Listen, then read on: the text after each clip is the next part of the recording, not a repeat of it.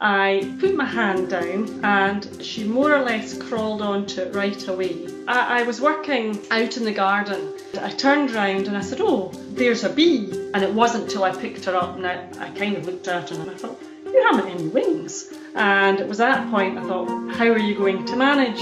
So I gave her a wee sugary water. I had a heather plant in the garden and I kind of hid her in there and I thought, well, she'll maybe get some nectar from the flowers. Basically, I thought, by the time I got home from work, I thought she would probably have crawled off. When I found her, I thought, okay, I'm really going to have to take you indoors and help you out. So I kept her in overnight. She's obviously got a will to live.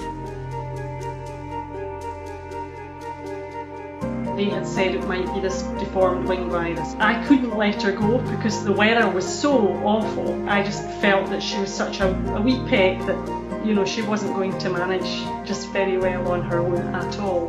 And she needs my help. I went and just stood in the garden centre and watched what the bees liked. So I got some bits and pieces together, made an indoor retreat for her. It was actually a birdhouse and I filled it with sort of nesting material.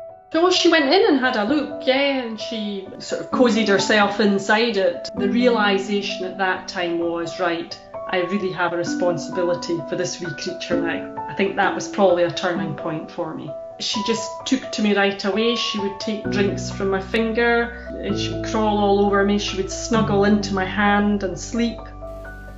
You're a wee sleep now, are you? You say night-night to everybody? Night-night. Yeah, if I put my hand up and she just went up and then she started just sitting on my nose. I don't think I really thought at that time that we were bonding in any way. I probably was surprised a wee bit at my own feelings for her. Clever, aren't you? Emotions. I thought, I'm seeing things with B that I felt other people possibly wouldn't know or see. The fact that she was quite happy being in my presence was a big reward for me, and I think she definitely thrived with being with another living being. And of course I talked to her, as you do. Oh, is that good? Clever girl. You're lively. Where are you going? Oh, you're off. Dun, dun, dun, dun, dun. She would just be neither hungry or thirsty, just happy to be with me.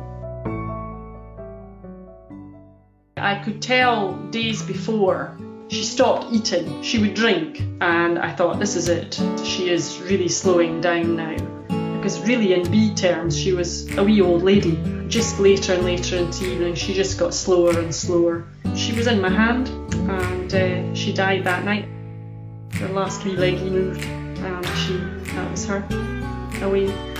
Of course I was sad, but I think I was immensely proud that I had been able to give her a comfortable life and look after her. She's in the garden. Put her with one of her favourite heathers. I think she probably did teach me a lot about myself. Bees are terribly important to us, and I hope people will learn to live alongside them, that we respect them and we nurture and we care for all the wildlife that we have around us. I think that's our duty of care.